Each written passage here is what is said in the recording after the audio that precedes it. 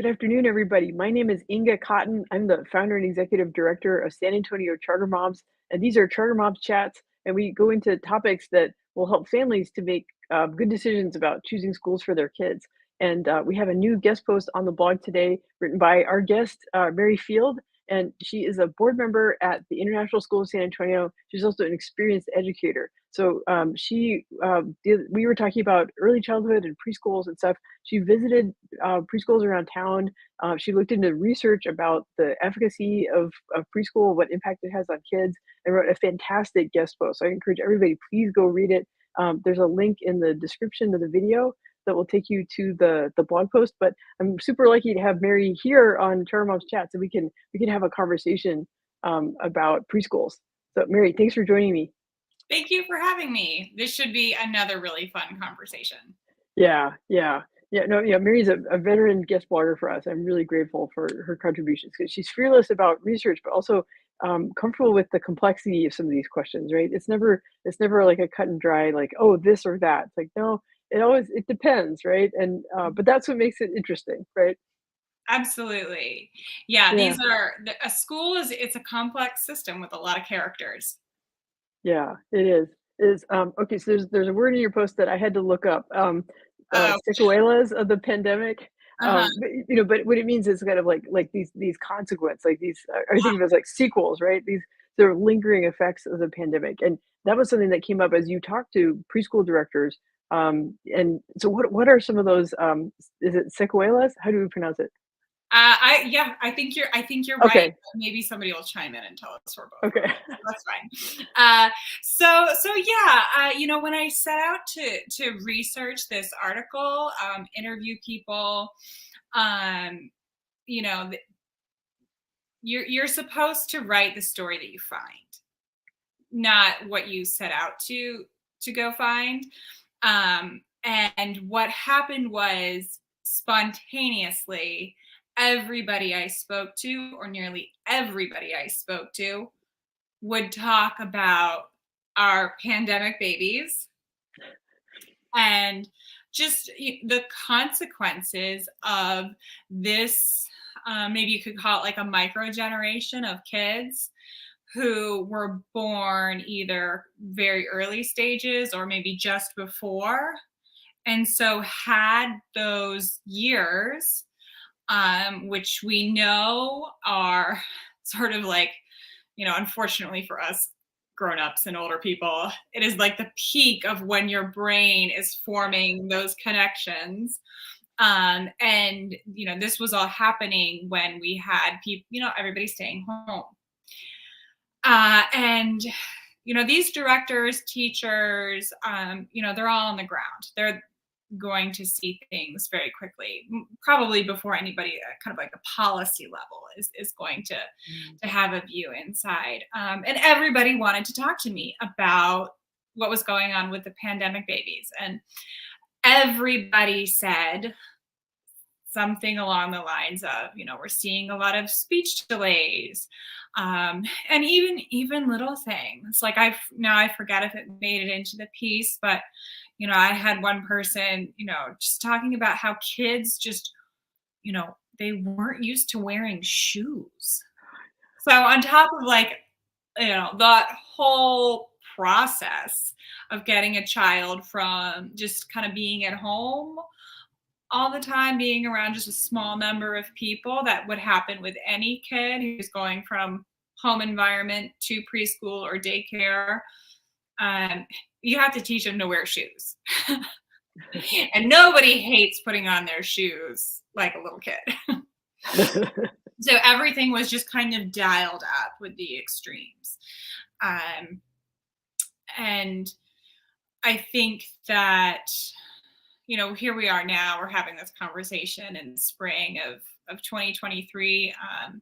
And this, it probably is something that we're going to keep seeing is, we're used to talking about these sequelae or sequelas as, something like super somatic. Like I had COVID and then it took me 6 months to taste coffee again. But this is the body of society that we're seeing kids who, really missed out on something developmentally. And yeah, we're going to have to learn how to deal with that. But I do want to be clear that because everybody always gets really wound up when we start talking about like lockdowns in schools, is that you can identify something as the cause, but perhaps it's not appropriate to say blame. So, it seems to be pretty clear that we are seeing an uptick in things like speech delays. It's probably there's some association, some relationship there with, kids just being at home much, much more than they would have. And, just not having the same like rich interactions they would have in a non-pandemic world. But there were so many unknowns back then. So I don't think it's Yeah. appropriate Yeah. to blame. Right. Nobody gets to do a victory dance and say, "I was right, you were wrong." Yeah. Like, everyone was doing the best they could with the information they had. Yeah. Absolutely. People are still doing the best they could. Yeah. Yeah, that's Best they true. Yeah, and we can try to be optimistic about how flexible kids are, right? Hopefully, and I think Mhm. that's part of what like you were seeking out like a variety of different environments, that like environments that had unique characteristics, and that anyway, I don't want to skip too far ahead, but anyway, but like what a journey, like all these different places you visit, and then but oh, I want to touch on one of the people you talked to was a potty training consultant. I thought, oh, that's brilliant. Like I Yes. definitely want to know what they're saying. Right. So so yeah, what did was it Susie Schwartz? Like what did she say about pandemic babies? Yeah. So I was actually really glad that I was able to connect with her because she has been sort of in this space for 25 years. Um, so she had that kind of really long range view of what's going on. And she was very explicit that the issues that she was seeing over, just kids having potty training problems, that it was 100% connected to anxiety. And the source of the anxiety was the parents. Um, and again, we can say something is the cause without casting blame, right? So, when you're a little kid, and this is a little bit sort of developmental theory, but kind of like stick with me. When you're a little kid, you are like, all you sort of know is yourself. The baby only knows itself. So when something is kind of wrong in the environment, um, that child can only sort of conclude like, well, it's me. They're all ego. Like everything relates back to them because like that's all they know, that's all they are aware of. Which is, kind of why that parent baby or caregiver baby relationship is so important. So, when I was talking to her, you know, she said it's 100% this sort of transfer of anxiety. And she even had a client, she told me, who was a therapist, an LPC, who was working with, I think, adult and teenage clients. And she was like, I do this all day long. And I just didn't realize what I was projecting onto my child. So Susie, she noticed just a huge uptick in issues. And, again, this isn't to give a victory dance to anybody, but she has spent a long time going into people's homes, and then, all they can see is this. So that, again, these kind of like formative experiences, well, it is affected that a child can only see half of somebody's face. And when we Yeah. all sort of like, I think, intuitively know, like, we've all had that experience where there was somebody we only knew in mask world, and then they lower the mask and you're like, huh, okay, I didn't expect that. Right, right. So Or like my husband finally met his coworkers after like 2 years, and, my husband is 6'5", and they're like, "Whoa, dude, you're tall." yeah, and that's just another example of like all these pieces of information that we've kind of evolved to have, and then we just didn't have it. So of course it affected these kids. But like Yeah, you, I am like sort of touch wood optimistic that we will be able to compensate.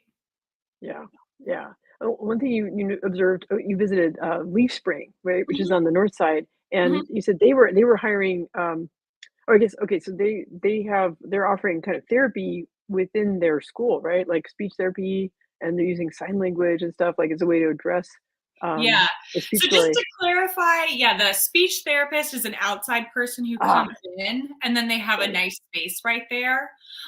So that's something to I think for people to know if your child does need speech therapy, occupational therapy, for the younger kids, if it's ECI.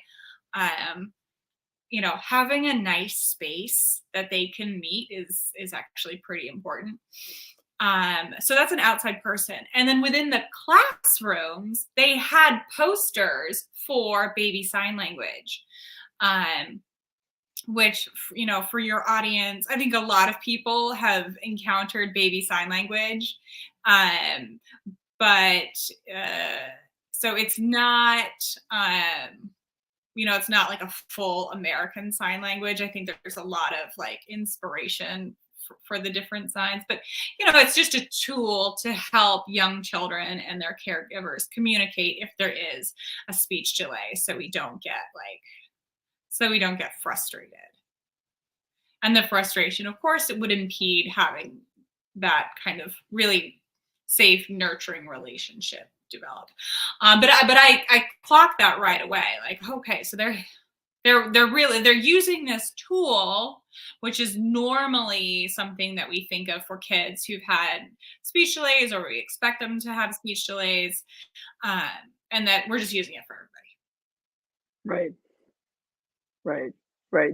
Those effects, that things that were rare are more widespread than they used to Hmm. be, and so those Yeah. tools that were like, "Oh, yeah, I know a kid that does Mhm. that with their mom," and then it's like, "Oh, there's a whole room full of kids using baby signs." So, Mhm. yeah, yeah. But it empower them to communicate, but yeah, Mhm. and hopefully it's a bridge, so that, Mhm. if they are in an enriched environment like that, with peers and with caring teachers, then they can grow those, speech skills over time, right? Mhm. Hopefully get Mhm. caught up by the time they get, to kindergarten.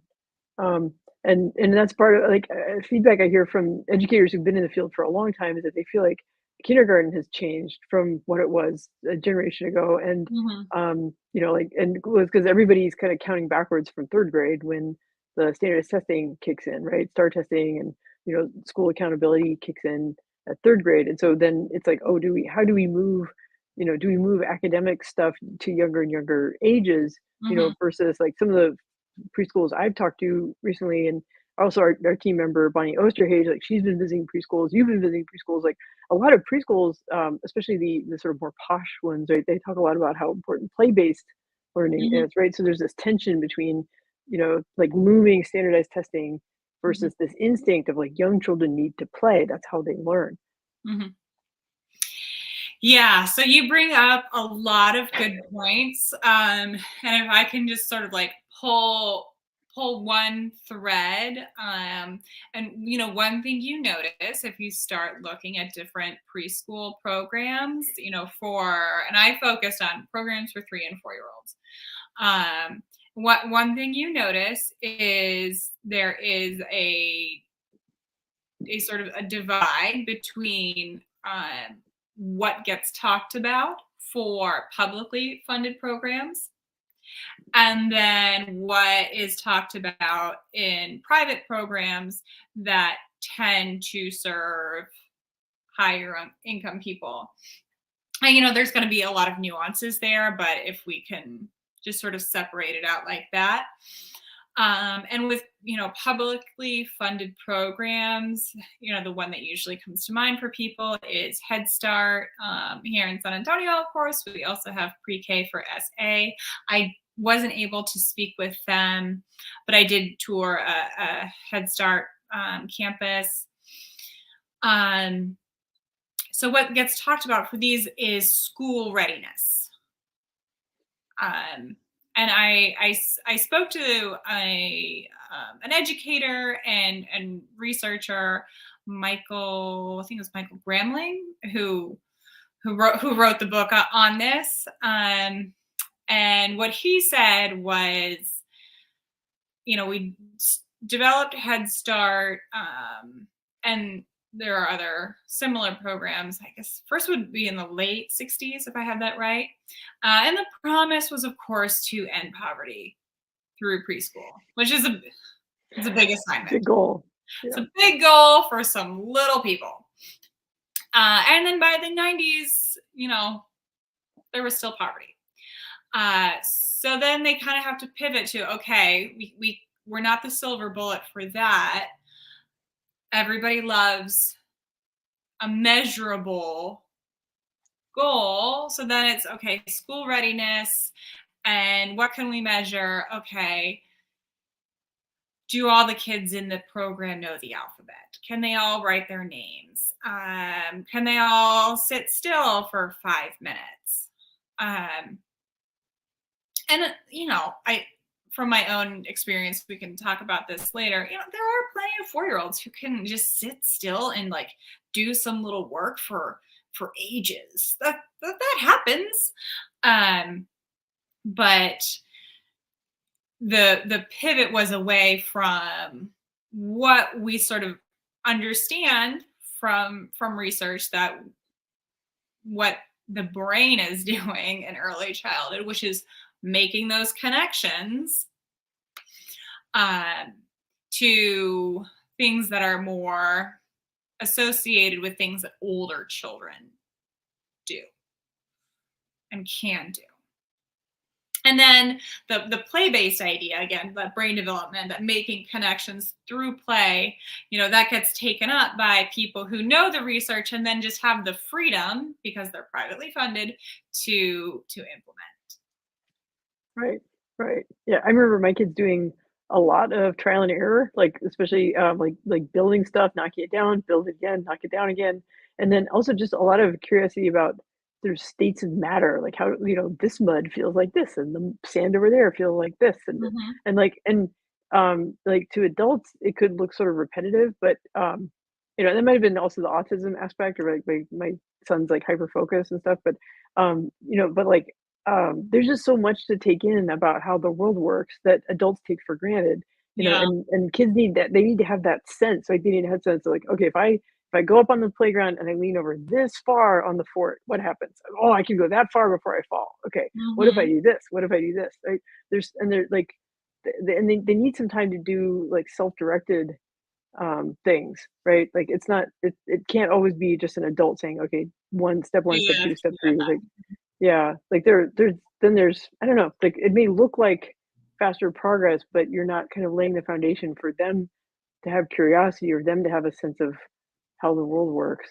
Mhm. I don't know. That's my, again, with all humility, because I've never been a teacher except a homeschool mom, and I've never actually worked in a school. So, I'm kind of trying to bring parent power to education. But I don't know. But those are my observations. But yeah, you make a good point about this economic difference, that some programs have to justify themselves, Mhm. to their government funders, or their private funders, and it puts a different set of pressures on them. Mhm. Absolutely. Yeah. Um, one thing is, you talked about visiting Head Start, that in some ways those programs are expected to support not just they have the children in the building, and they're Mhm. seeking school readiness for those kids, but also these can be a touch point for a whole range of community services for the families that qualify for Head Start, right? So it's a much bigger mission that they're expected to fulfill. Absolutely. And that is, again, one of these themes that has emerged, which is, a lot of what we expect these preschools and daycares and pre-K programs to do really depends on the population they're serving. And I think for Head Start, and this is true for a lot of social service organizations, that there is an expectation to have that kind of wraparound service. And the principal at Nelson, I mean, she was saying that they have, they serve a population that has a any rate is too high, but they have a high rate of homelessness. And they have to talk to parents about, like, okay, well, what needs to happen for you to have a, a permanent home outside the shelter. And God bless this wonderful staff, for trying to help people who really are in a tough situation. However, you do have to think about resources, and for every minute they're talking about, like, okay, well, for rent, you're going to need first and last month's rent, and yada yada yada. This is the process. That's time that you're not focusing on activities to show the kids different states of matter, or playing in the mud kitchen, or whatever that is. So we ask people to really spread themselves pretty thin. Yeah, yeah, and right, and then for the schools that can focus more on, like okay, they're training for the best experience for these students during this time frame, right? And so like University Presbyterian was one of the schools you visited, and you got to see the playground where they have, yeah, like the mud kitchen and lots of like nature based stuff, and so that's the preschool my own kids went to, and I'm so impressed with the Cindy. The director, like, she's been there for like 40 years, and she has, like, she's watched this evolution in the thinking about early childhood education. So I guess what are some of the takeaways you got from visiting UPCC and talking to Cindy? Um, I think, um, if you had to choose a place to spend a couple hours as a little kid, that playground, that outdoor space that they have, you can't do better. And talking to Cindy, it's just very clear when people really have a solid handle on what they're talking about. But it kind of invites the question, well, how do we scale this? How do we have the UPCC program for everybody? And I kind of worry sometimes that you can't. That it's possible, but it's just extraordinarily difficult, because there's not enough Cindy's to go around. And then when you think about, okay, how to scale a program, like to do something like where you have, 4 different centers in the city, or 8 different centers, and then you have the same program in Houston and the same program in Kansas City, is you end up really hyper focused on those things, like Michael Gramling pointed out, which are really measurable, which is, all right, does every kid know how to write their name? And then you're kind of, you don't get that kind of like that secret sauce. And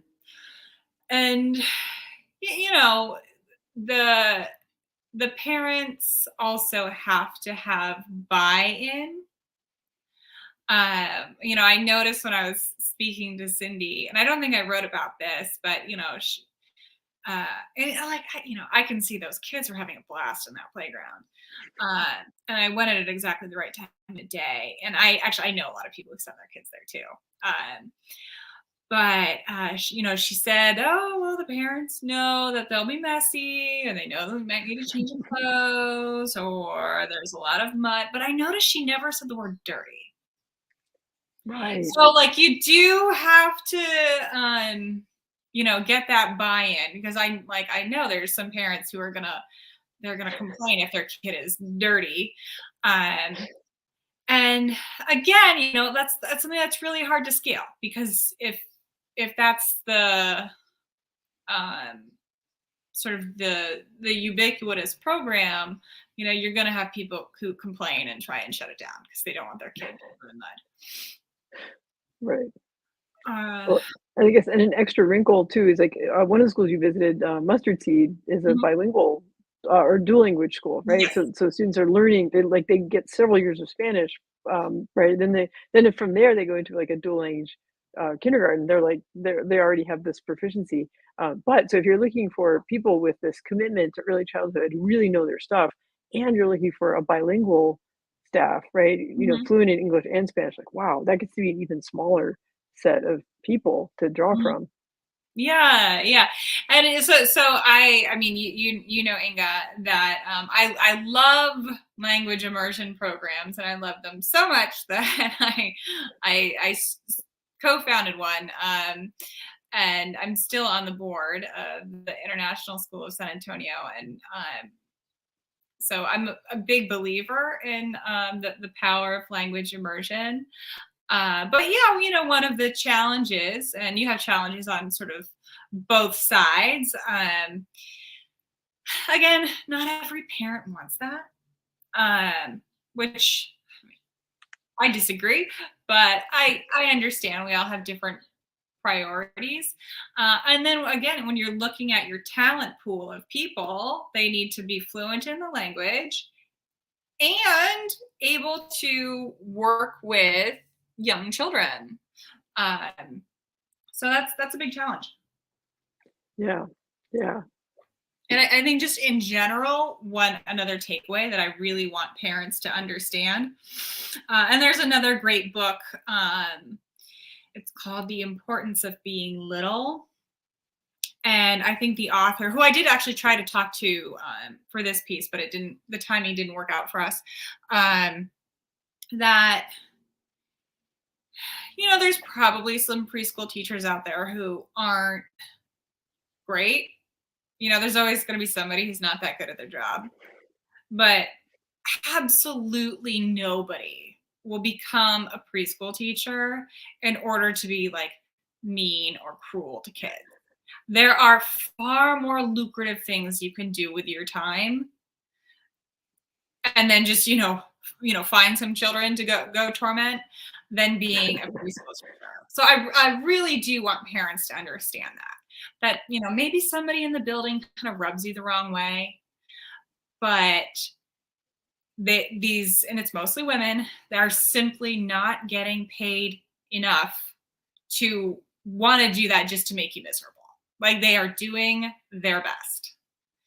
And yeah, this is maybe perhaps it would be a topic, I think, for another article. But yeah, it is always a struggle to find good people.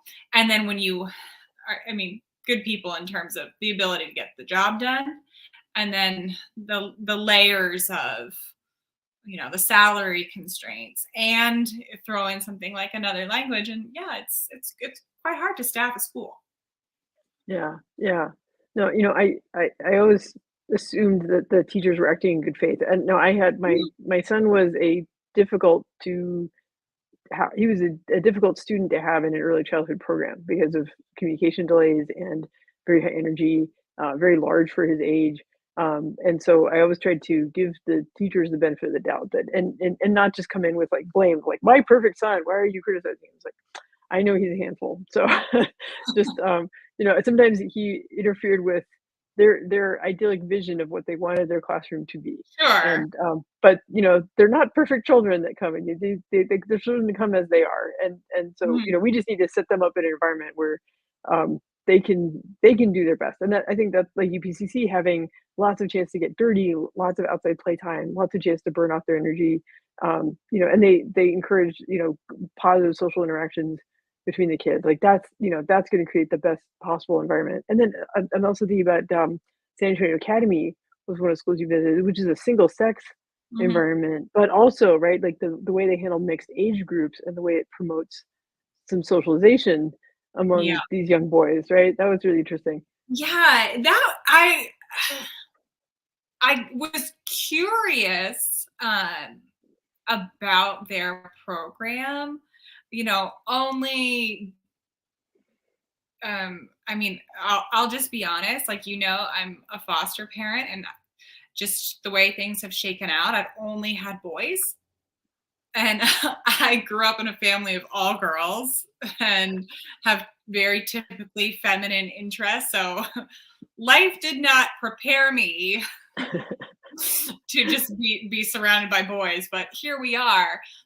So I was curious to see, you know, what that was like.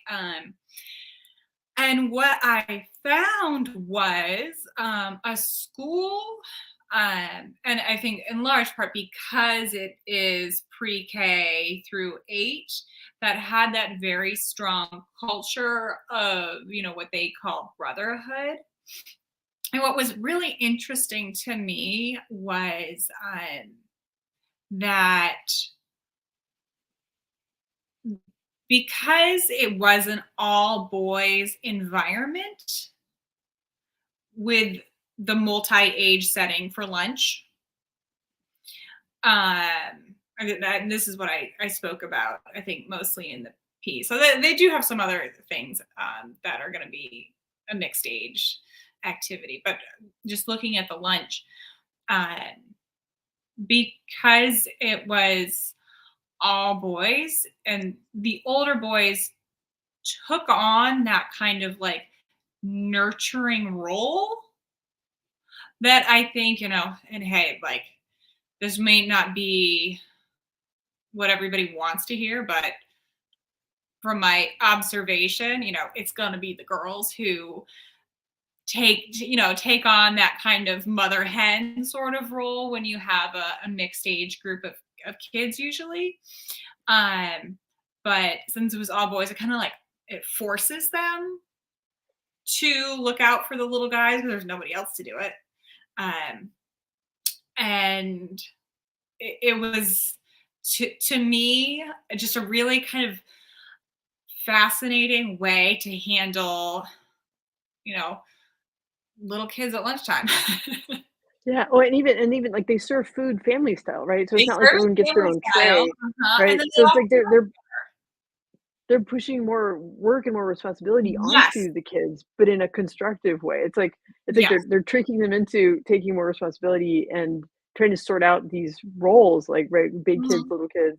Yeah, Yeah, and that, it's one of those things that's so important, but when you are, just trying to get through the day, like, it's really easy for the adults to be like, "Oh, I'll just do it," but, right. what you want is, yeah, like, kids can clean up after themselves, Yeah, yeah. you know?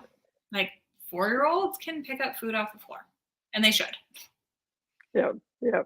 So, a little side note, so my son volunteers in Littletown at the museum, my son who's now 15, and, Mhm. he part of what he does in Littletown is, like, he goes to the little mini HEB and picks up the fruits and veggies and plastic toys and sticks them back in the bins, and I'm just like, "Wow," it's like it comes full circle because he used to be the guy dropping the Leave stuff them on the around. floor. Right, right, and now he's picking up, like, for the next generation, so, yeah, good socialization that they teach if you're, can you get your teenager to volunteer at the museum? Absolutely. Yeah, but they can learn it even at a younger age too, and in some ways, we're letting down our kids by not asking them to do more at a younger age because they really are capable of more, it builds confidence, like, in the short term, you have Mhm. a battle, but in Yeah. the longer term, they have self-confidence, and they won't be the freshmen in college, asking questions like, "Wait, you need detergent for the washing machine? Like, what?" Like They won't be putting, like, dish soap in the dishwasher and having it explode. Right. Yeah, I think we do kids a huge disservice when we take away opportunities for them to learn how to be self-sufficient. Yeah, yeah. Well, and that, I guess I think this kind of relates to a point you made about scale, right? That I don't know, like there's, so many good things happening, like, in San Antonio Academy where they have food family style, but, like, that works in a smaller school, but Mhm, maybe that wouldn't work necessarily at Head Start, right? Or, like, Head Start has a more transient population, right? Kids are coming and going from the school, so harder to establish culture, right, if you have new students coming in all the mhm, time, right? yeah, And we talked about, like, just, like, personnel, like, it's hard to hire, qualified people, who also have all these other mhm, characteristics about how they wanna yeah. treat kids, right? So I don't know, I like how in the post you talk about, like, you sit down with your husband and you're like, "These were all good schools, like, but what do we do?" And then right, and then what does the research show us, right? The Mhm. research is mixed. It is, yeah. And yeah, and that was, really something that I wasn't necessarily surprised, but I definitely had a moment of just being like, yeah, again, because as foster parents could be any minute where, we have a 3-year-old who needs a program. So, in some ways it's really good news. Wow, there's lots of great options depending on, do we need a speech therapist to come 5 days a week, or whatever our other priority, do we just need something convenient to work? um so that's terrific. And then that kind of butts up against, what we have, what the research shows. And again, this is research about these kind of like large, publicly funded programs. And it's some are, you know, like the Abecedarian study. I hope I'm saying that right. Out of North Carolina, I believe, and this is was started either late '60s, early '70s. So those kids, they're ready for the AARP at this point. But that they always have something positive, and then the recent-ish study out of Tennessee with their voluntary preschool program, pre-K program, that found, I think it was by middle school, their kids who had done the program were, I think, more likely to have truancy issues. But anyway, they showed overall just like negative effects in that cohort. And that's very disheartening. But I'm going to steal a conclusion from Emily Oster. I don't know if you've heard of her. Um, Probably a lot of your parents are familiar. She writes about data and parenting and things like that. But her kind of response to this study was like, well, it showed that this program isn't very good. So it doesn't mean that we have to like hold a funeral for all preschool everywhere. It's this particular program. Right. It kind of reminds me of reading, like, the headlines about, like, "Oh, eat more of this type of fat," or "Eat less of this type of Mhm, carb," or, like, but it's so hard, there's, like, healthy user bias, right? And just, like, mhm, all kinds of other, factors that could account for the difference besides, what they were trying to control for. Um, yeah, and yeah, so it's hard to generalize, and, like, I know Pre-K for SA, they've commissioned studies, like, through UTSA that do show a benefit, but they're looking at, kids who did pre-K first aid at age 4, and then how are they reading at age 3? And it's difficult to do that kind of research, and there's ethical constraints because you have human subjects, and if there's a mhm, good intervention, you have qualms about denying that to kids. Um, so yeah, and like so much of it has to do with, like, I remember reading about the Tennessee study, like how were they dividing the kids between the groups? Was it truly random? Was it a good trial or not? And then looking at different programs, like I know, like at Pre-K per se or EPCC, like, as I've seen these with my own eyes, like, the amount of outdoor play they have, the amount of autonomy that they give kids in mhm, certain contexts, like, I can see how those lay a good foundation. But like, as like the author you interviewed, like, there's all this pressure to have measurable results, mhm. and that could impact how the environment works in a large scale government funded program. Yeah. Yeah, and it is a tricky area because no taxpayer or politician wants to pay for something that doesn't work. Uh, However, we have to be just super honest with ourselves, I think, and say, all right, well, down to brass tacks here, like the majority of children do not have a stay-at-home parent. They need some place to be. So, okay, so what do we do now? Like with knowing that that's the reality, what do we do? And there are some programs, and this didn't make the piece, but you have some publicly funded programs. Like there's one in Florida, and I think it's like 2 hours a day or something very short. And perhaps the outcomes for that are terrific, but as you know, and I feel like any working parent who would look at that and be like, "W- what do you people expect me to do? 2 hours, like that's a Zoom meeting." Right. That's barely enough time to, like, drive home, get a shower, and drive back. I mean, I don't know, like, yeah. Yeah. So even if that program you could show it has great outcomes, is that really what we want to do? Right, right. Because for any decision about enrolling kids in preschool, like, it's not just the kid, it's the parent. They're Mhm, deciding, like, how does this fit into their family finances? How does this fit into mhm, how the caregiving parent is spending his or her time? mhm, Um, right?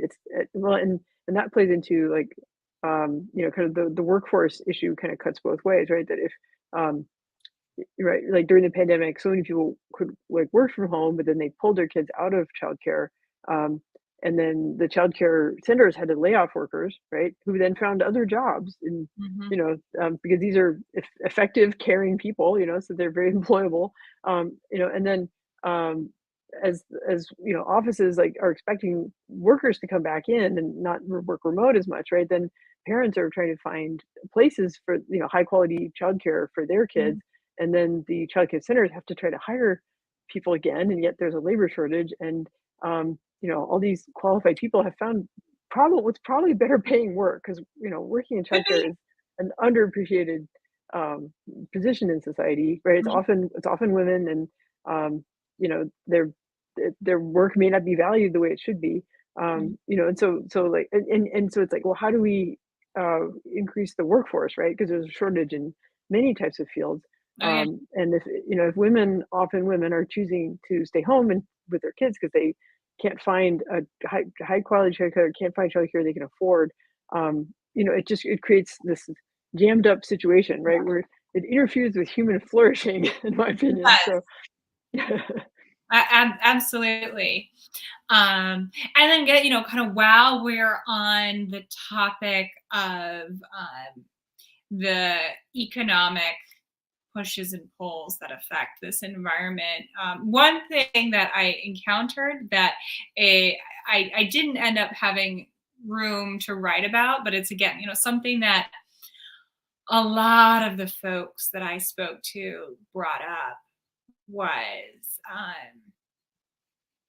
uh, redshirting. right.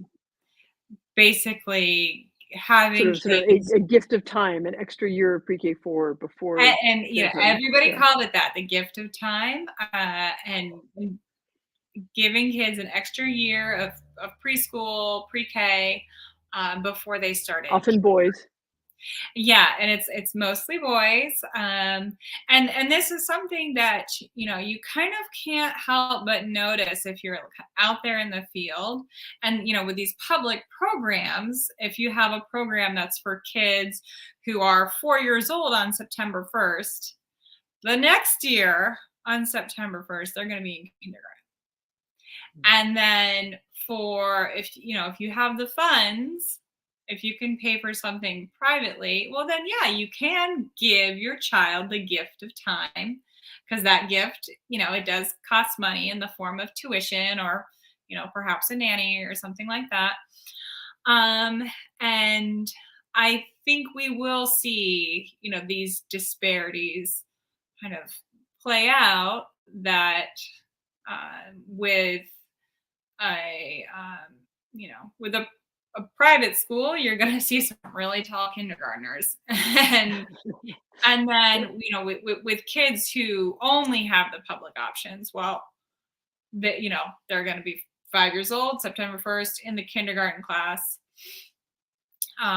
Whereas, there actually does seem to be, pretty good research out there that yeah, especially boys, they are developmentally not necessarily ready for that more like that kind of academic environment, if that's what we keep pushing down.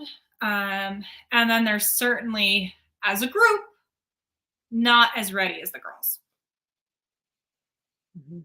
And my son has a summer birthday, and I chose not to redshirt, and, in my neighborhood, that was anomalous. Like, he had a Mm. kindergarten classmate who was 16 months older than him, Wow.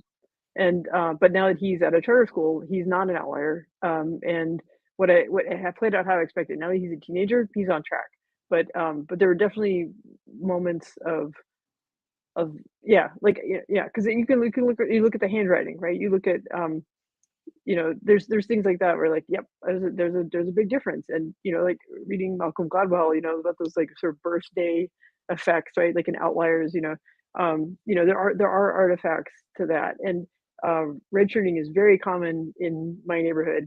And like there were, I'd say maybe a third of the boys in my son's kindergarten class were redshirted. Hmm. And whereas at the charter school he's at now, I'm not aware of any redshirted kids there. So, yeah, so it definitely breaks down on economic lines. Um, and I'm not, it's something where like I don't really have a strong opinion one way or another. I think every family has to figure it out. But I'm aware that like there isn't a big economic difference. And plus too, there's a social effect of, choosing to do it or not do it. There's a lot of discussion about it in families and in peer groups among moms. Um, and choosing not to do it, like I've had people question, like, why did I do that? And then also I noticed in like in some immigrant communities, there's a strong desire to start kindergarten at 4 years old. Um, Hmm. and then they might seek out a private school that would let their child start kindergarten at 4. Because these might be, yes, certain cultural groups just are like very academically focused. They want high performance in their kids. And actually, Hmm. I started kindergarten young. So it just, I don't know. There's so many different. I think one thing to take away from that is that so much right, there's child development, which is immutable. It's biological, right? But there's so much cultural wraparound Hmm. around that, and so like so many different decisions, and which it comes down to, we just hope that these kids are resilient, right? That like whatever we do to them, right?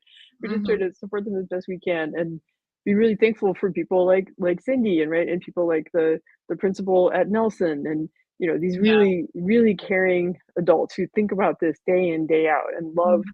the kids in their building and try to support their parent communities as best they can with whatever issues those parent communities are facing, whether it's first world problems or whether it's serious issues like homelessness. Yeah. Yeah. And, the ladies I met at Nelson, if I have to pick, and perhaps I shouldn't do this, but if I kind of had to pick a couple of heroes for the story, it would be them, because they have the most on their plates. And they still, you know, were running a great program. I could see a lot of happy kids doing stimulating activities. Um, and they were using the resources that they had, and yeah, you could see it was a good place to be. Yeah, yeah. So, wow, I guess, okay, are there any, I mean, I want to encourage everybody who's listening to this, if they haven't read the post, go read the post. But like, I don't know, can you kind of summarize like any like takeaways for parents? I mean, it sounds like, I mean, visiting programs is really important. Like I talk about this all the time, but like, like sometimes a parent will walk into school and just go like, get this gut feeling like, oh, we Yeah. belong. This is our place. Yeah. Um, words of encouragement because it sounds like you visited a lot of really great early childhood programs in San Antonio. Yeah, I think what I would say to parents, and I think this is what, what I told my friends, when I was in in the field myself was, you know, when you're choosing a preschool or a daycare or, perhaps even the elementary school, um, this is a really stressful time in life when you have young kids. And, a lot of the time we're talking about multiple careers or trying to get, you know, a second career back on track or something like that. So you're going to go to this place every day, twice a day, 5 days a week. So it should be a place that you feel good about going. It should be a place where you feel like there is an ease of communication with the people there. And that, that could be multi-dimensional. It could be just like, okay, just a little app they use. Can I text them with that? Or is it, only the phone? Um, and I think that the answer for where people feel comfortable is going to be different for everybody. But yeah, if you are lucky enough to sort of have a choice, and there's a lot of people, Head Start is the only choice they have. Uh, Pick a place where you're going to be happy to go there. Because there's no reason to add stress to an already difficult phase of life. And I have toured a spot that I loved, and I even like cried a little bit in the car, like how could I consider anything else? And it was really far out of the way, and I just had to be honest with myself, like we can't drive here every day, like it's you with our schedules, this is impossible. So, it's off the short list for now. And like, that's okay. And conversely, if there's all the boxes are ticked, um, and it's a place where you have to pack a lunch for your kid and you're like, I don't want to do that. Like, just pack the lunch. It's not that hard. It is such a low price to pay for a program that you love. So yeah, that would be kind of my advice. Yeah, yeah. I'm just really lucky. A family friend kind of tapped me on the shoulder and said, "Oh, you have a newborn. Get on the waiting list at UPCC." I'm like, "The what? The waiting list? What? Okay, all right." And so I hope that through SA Charter Moms, like I can be the friend tapping people on the shoulder, and getting families excited about what early childhood programs are out there. They can start visiting places, and yeah, some of these programs are running waiting lists. For some of these Mhm. really Oh well yeah. established private preschools. But like how encouraging to hear that you saw great things happening at the Head Start programs. And Mhm. I know SASD has worked really hard to make progress in the last few years. And I think I met some of the folks from Nelson at one of their expos, and they'd have like their school choice expo for SASD, and like they decorated their little booth, and it was like so much love and so much detail. They had like a little mini fireplace, or it was like a fake fire. I don't know. It was just, but it's that like that kind of creativity Yeah. and detail, and believing that like every kid deserves that kind of care and attention. Like that's Mhm. I agree. Those folks are heroes.